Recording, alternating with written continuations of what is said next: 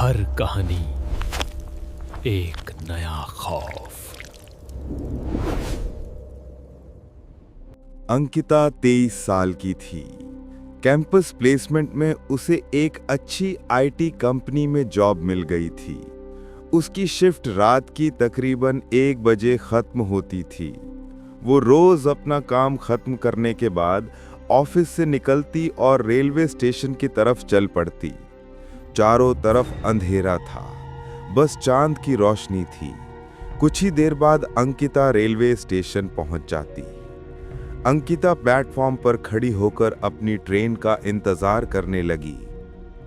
अचानक उसकी नजर रेलवे स्टेशन पर लगे एलईडी बोर्ड पर गई। रोज की तरह उसमें आने वाली ट्रेन का नाम और शेड्यूल आज दिखाई नहीं दे रहा था।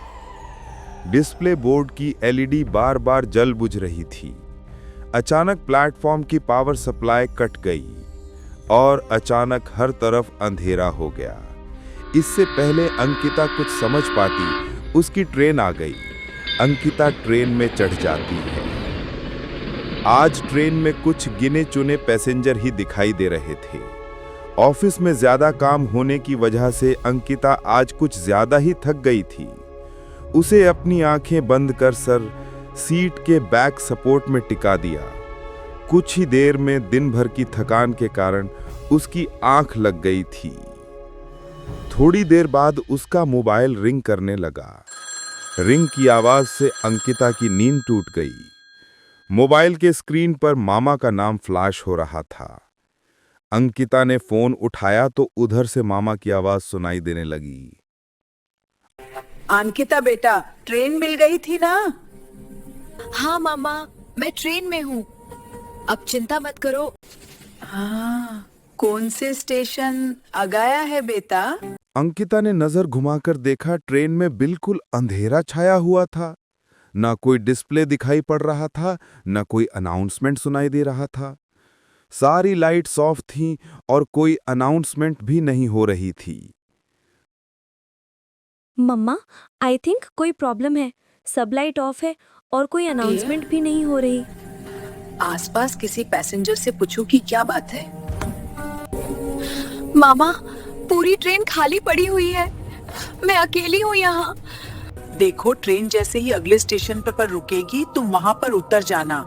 मैं तुम्हें लेने आ जाऊंगी। अंकिता ट्रेन के अगले स्टेशन पर रुकने का इंतजार कर रही थी। आमतौर पर यह ट्रेन हर 10 से 10 मिनट में अगले स्टेशन पर रुकती थी, लेकिन आज पूरे 30 मिनट हो चुके थे और ट्रेन रुकने का नाम ही नहीं ले रही थी। अंकिता घबराहट महसूस कर रही थी। उसे कोई आइडिया नहीं था कि वो अभी कहां पर है। उसने सोचा ड्राइवर के केबिन में जाकर उससे बात करती हूं, शायद कोई हेल्प हो जाए। अंकिता अपने मोबाइल के टॉर्च ऑन करके ड्राइवर के केबिन पर पहुंच जाती है। वो ड्राइवर के केबिन को लगातार खटखटाती रही, पर अंदर से कोई जवाब नहीं मिला। डर के मारे अंकिता की सांसें उछल रही थीं। खुद को संभालकर वो वापस अपनी सीट पर आकर बैठ गई। अब उसे ट्रेन के रुकने का इंतजार था, ताकि वो नीचे उतरकर मदद मांग सके और अपनी मामा को वहां बुला सके। इसी तरह 10 मिनट और बीत गए। अचानक ट्रेन की स्पीड कम होने लगती है। स्पीड कम होते ही अंकिता के जान में जान आती है। कुछ ही मिनट में ट्रेन किसी स्टेशन पर जाकर रुक जाती है। बाहर घना अंधेरा छाया हुआ था। स्टेशन पर कहीं भी उजाला नहीं दिख रहा था। अंकिता ने खिड़की से झांककर देखा तो प्लेटफॉर्म पर एक भी इंसान नहीं था। अब तो अंकिता को और भी ज्यादा डर लगने लगा। उसने जल्दी से अपना मोबाइल निकाला और मामा को फोन मिलाया। मामा, ये कौन सा स्टेशन है? कुछ समझ नहीं आ रहा। बाहर सिर्फ अंधेरा ही अंधेरा है। बेटा, एक बार अपनी लाइव लोकेशन चेक करो। अंकिता ने लोकेशन चेक की तो पता चला कि वो किसी अनजान जगह पर है, जिसे जीपीएस भी ट्रैक नहीं कर पा रहा था। अंकिता दोबारा अपनी मामा को फोन करती है। मामा, ये सब क्या हो रहा है मेरे साथ? जीपीएस भी ट्रैक नहीं कर पा रहा। ट्रेन से नीचे उतर कर देखो कौन सी जगह है। अंकिता ट्रेन से नीचे उतरती है। प्लेटफॉर्म पर चारों तरफ अंधेरा था। वो घूमकर बाहर जाने का रास्ता ढूंढती है, तभी उसकी नज़र दूर एक बोर्ड पर पड़ती है। वो सोचती है कि इस बोर्ड पर स्टेशन का नाम लिखा होगा। वो पास जाकर टॉर्च की रोशनी में देखती है। वो बोर्ड पूरी तरह से खून से भरा हुआ था। उस पर से अभी भी खून टपक रहा था। उसे लगा जैसे उसकी जान ही जिस्म से निकल जाएगी। वो डर के मारे वापस अपनी ट्रेन की तरफ भागती है। तभी उसकी मामा का फ़ोन आता है। बेटा, डरो मत, हिम्मत से काम लो।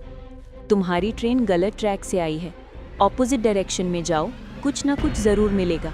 कोई मंदिर, कोई बिल्डिंग, कुछ भी दिखाई दे तो तुरंत मुझे बताना। अंकिता मामा की बात मानकर ऑपोजिट डायरेक्शन में दौड़ने लगती है। ट्रैक पर हर तरफ अंधेरा ही अंधेरा था। दौड़ते हुए अंकिता को अपने पीछे कई कदमों की आवाज़ सुनाई दे रही थी, जैसे कई लोग उसके पीछे पीछे दौड़ रहे हों। अंकिता घबराकर पीछे देखने की कोशिश करती है, पर वहां सन्नाटा छाया होता है। अचानक उसकी नज़र सामने पुल पर पड़ी। सामने पुल पर एक औरत उल्टी लटकी हुई थी। उसके बाल हवा में लहरा रहे थे और वो खतरनाक चेहरा बनाकर जोर जोर से हंस रही थी। अंकिता का कलेजा मुंह को आ जाता है। वो वापस मुड़कर स्टेशन की तरफ भागने लगती है। कुछ दूरी पर एक आदमी उसकी तरफ दौड़कर आता दिखाई देता है। उसका चेहरा बहुत डरावना लग रहा था, जैसे उस पर कुछ लगा हुआ हो। वो हाथ हिलाकर अंकिता को ट्रैक पर दौड़ने से मना कर रहा था। अंकिता समझ नहीं पा रही थी कि वो कहाँ जाए। घबराकर वो फिर से उस पोल की तरफ देखती है, जहाँ कुछ देर पहले औरत उल्टी लटकी हुई थी, पर अब वो जगह बिल्कुल खाली थी। अंकिता उस आदमी से बचने के लिए फिर से ट्रैक पर दौड़ने लगती है। अंकिता को एक टैक्सी दिखाई देती है। वो मामा को कॉल करने के लिए फ़ोन उठाती है, पर बैटरी डेड हो चुकी होती है। अब उसके पास कोई रास्ता नहीं था। अंकिता सोचती है कि वो मामा का इंतज़ार करे या टैक्सी ड्राइवर से मदद मांगे। वो हिम्मत करके टैक्सी के सामने चली जाती है। टैक्सी के अंदर से एक आदमी उतरता है। क्या बात है, इतनी रात को आप ट्रैक पर क्या कर रही हैं? अंकिता की हालत खराब थी। वो बेचारी कांप रही थी। आदमी उसे गाड़ी में बिठाता है, पर गाड़ी चलने लगती है और अंकिता को महसूस होता है कि वो उसे वापस प्लेटफॉर्म की तरफ ले जा रहा है। मैं वहाँ नहीं जाना चाहती। आदमी पीछे मुड़कर मुस्कुराता है और उसका चेहरा बदलने लगता है। वो वही आदमी बन जाता है जो कुछ देर पहले ट्रैक पर उसका पीछा कर रहा था। अंकिता चीख मारकर गाड़ी से कूद जाती है और पागलों की तरह भागती है। दौड़ते दौड़ते वो वापस अपनी ट्रेन के पास पहुंच जाती है और बिना सोचे समझे वापस ट्रेन में चढ़कर एक सीट के नीचे छिप जाती है। उसका पूरा जिस्म पसीने से भीग चुका था। वो डर के मारे बेहोश हो जाती है। कुछ टाइम बाद ट्रेन चल पड़ती है। अंकिता को होश आता है। वो खुद को स्टेशन के एक रूम में पाती है। उसके पास एक फीमेल स्टाफ खड़ी होती है। वो कहती है कि आप ट्रेन में बेहोश हो गई। ट्रेन स्टाफ आपको यहाँ ले आया था। आपके फ़ोन की बैटरी लो हो गई थी, मैंने चार्ज कर दिया है। अंकिता फ़ोन लेकर मामा को कॉल लगाती है। कहाँ थी तू बेटा? मैं कितनी परेशान थी। 3 घंटे हो गए, अभी तक घर नहीं आई। मम्मा, आप तो जानती है ना, मैंने फ़ोन किया था। तू क्या बोल रही है? तू है कहाँ? अंकिता लोकेशन शेयर करती है। थोड़ी देर में मामा आकर उसे गाड़ी में बिठाकर घर ले जाती हैं। रास्ते में अंकिता मोबाइल की कॉल हिस्ट्री चेक करती है। उसने पिछले 3 घंटे में लगभग 10 बार मामा का नंबर डायल किया था, पर एक भी कॉल कनेक्ट नहीं हुआ था। अंकिता के जहन में बहुत सवाल थे। वो इसको एक खौफनाक सपना समझकर भूल जाना चाहती थी।